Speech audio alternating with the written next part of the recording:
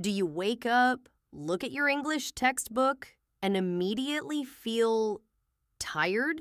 Like your brain is still asleep? You want to study, but the grammar feels like a mountain you can't climb before coffee. We've all been there. You have the best intentions, but then you check your phone, scroll for an hour, and poof, your study time is gone. Exactly. What if I told you that you don't need a 3-hour study session to get better?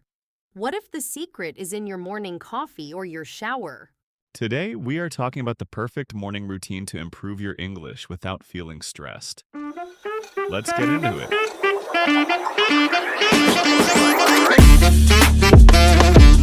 Hi everyone, I'm Bella. And I'm Will. Welcome back to the English Stories channel. Will, be honest, what was the first thing you did this morning? I'd like to say I did yoga and read a philosophy book. But honestly, I spent 10 minutes looking for my second sock. I found it in the freezer. Don't ask why. See?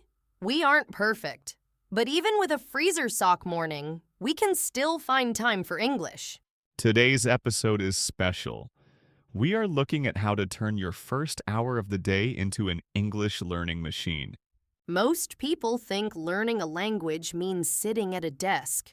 But at the B1 level, you need to live the language. If you follow these small steps, you will stop studying English and start using it. By the end of this video, you'll have a simple plan that takes less than 20 minutes but gives you massive results. Step 1 happens before your feet even touch the floor. It's called passive listening. Passive, like I don't have to work hard? I love that. Exactly. While you are brushing your teeth or making tea, put on an English podcast or the radio. Don't try to understand every word. Just let the sounds of English wash over you. Think of it like a warm-up stretch. You wouldn't run a marathon the second you wake up, right? You need to stretch your muscles first. Your brain is a muscle. Passive listening is the stretch that tells your brain, hey, we are speaking English today. I used to do this with French. I didn't understand much, but I got used to the music of the language. Little by little, the sounds became familiar. This next one is my favorite because nobody can see you. It's the monologue. A monologue is just a long speech by one person. In this case, that person is you. When you're in the shower, talk to yourself. Tell yourself your plans for the day in English. Say things like, today I have a meeting at 10. After that, I'm going to buy some groceries. It sounds silly, but it works. Why? Because there is no pressure. No one is there to correct your grammar. You are building fluency, which means speaking smoothly without stopping too much. Imagine your English is like a rusty gate. If you don't move it, it gets stuck. Speaking to yourself in the shower is like putting oil on that gate.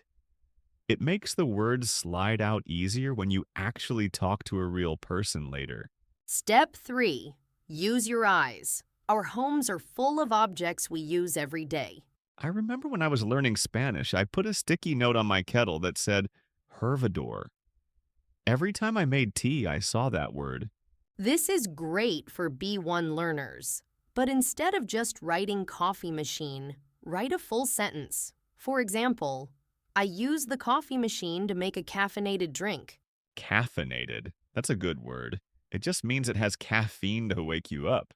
By looking at these notes while you get ready, you are connecting English words to real objects. Your house becomes your textbook. Finally, before you leave the house, write 3 sentences in a notebook. Just 3? Just 3. One thing you did yesterday, one thing you will do today, and one thing you are grateful for. This practices 3 different tenses: past, future, and present. It's like a mini workout for your grammar. You don't need a gym, you just need a pen. Let me tell you about a student I had named Marco. Marco was a B1 learner. He was very frustrated. He told me, Will, I study for 2 hours every Saturday, but on Monday, I forget everything. That's so common.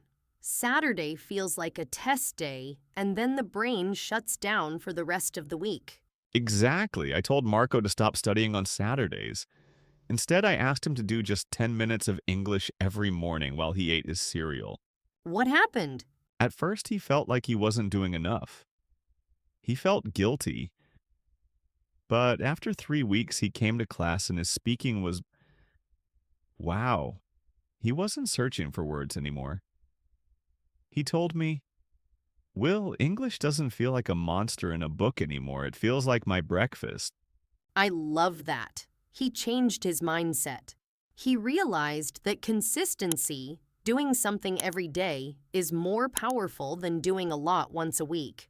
Okay, let's look at some of the words we use today. We want you to really remember these. 1. Relatable meaning. Something you can understand because you have experienced it too. Example. Will's story about the lost sock was very relatable. 2. Passive meaning, doing something without a lot of active effort or energy. Example, listening to music is a passive way to enjoy art. 3. Fluency.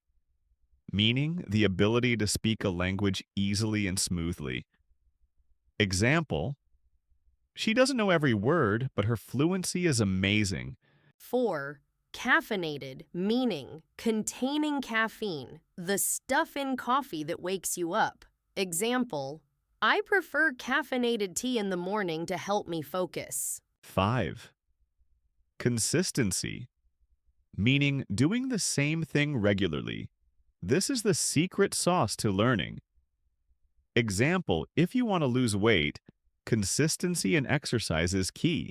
6. Mindset, meaning your attitude or the way you think about something. Example, to learn English, you need a positive mindset.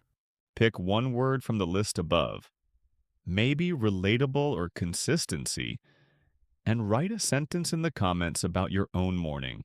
Now, we have a challenge for you. We don't want you to just watch this video and forget it. Remember, improving your English isn't about being perfect. It's about those tiny, small steps you take every morning. For example, I need a caffeinated coffee before I can speak English. We will read your comments and reply to as many as we can. It's a safe space to practice, so don't worry about mistakes. Little by little, the mountain of English becomes a path you enjoy walking on. You are doing a great job. The fact that you watched this whole video in English proves you are already getting better. If you found this helpful, please hit the like button and subscribe. It helps us keep making these videos for you. Have a wonderful English-filled morning. See ya!